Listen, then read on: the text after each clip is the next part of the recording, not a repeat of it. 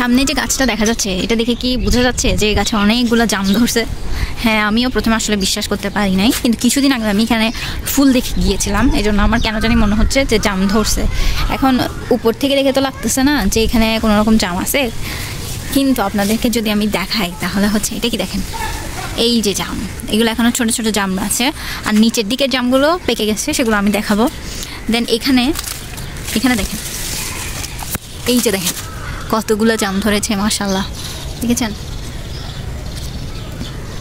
এই গাছে যে জাম ধরবে এটা আসলে আমার ধারা বিশ্বাস করার মতো ছিল না। আমি ভাবছিলাম যে হয়তো বা ধরবে না, কিন্তু কীভাবে যেন ধরছে, এবং ভিতরে কিন্তু আরও অনেক ধরছে। যদি ভেতর থেকে দেখা যেত আমি দেখাতাম, তাতে অনেক জাম ধরছে। ভালোভাবে না দেখলে বোঝা যাবে না, কিন্তু এটার ভিতরে কিন্তু অনেকগুলো জাম আছে। এই যে দেখেন, দেখেছেন এখানে ভেতরে অনেকগুলো জাম আছে, কিন্তু সমস্যা হচ্ছে গাছটা ঘূর্ণিঝড়ের কারণে মানে একটু বেশি মাটি নরম হয়ে গাছটা একটু বাঁকা হয়ে গেছে। এখন আমরা এই জন্য চেষ্টা করতেছি এটাকে মানে একটু নিচে মাটি দিয়ে এটা গাছটাকে একটু সোজা করব। দেন এখানে বেঁধে দিছি গাছটাকে যাতে বেশি বাঁকা হয়ে না যায় আর কি। তো এই কারণে আর কি। আবার ভেতরে অনেক জামগুলা হয়েছে, কালো হয়েছে। নিচে গেলে আমি আপনাদেরকে দেখাবো।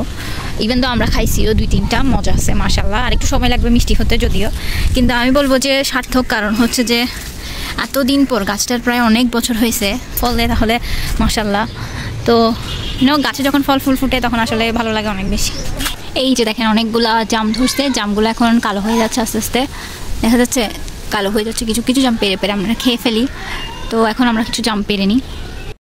এই যে দেখেন এই মাত্র একটা জাম পারছি, অনেক মজা, অনেক মিষ্টি, অনেক মজা। এই আর কি আজকে তাহলে ভিডিও। আপনাদের যদি কোনো কোয়েশ্চেন থাকে আমাকে কমেন্ট সেকশনে জিজ্ঞেস করতে পারেন। ধন্যবাদ, আসসালামু আলাইকুম।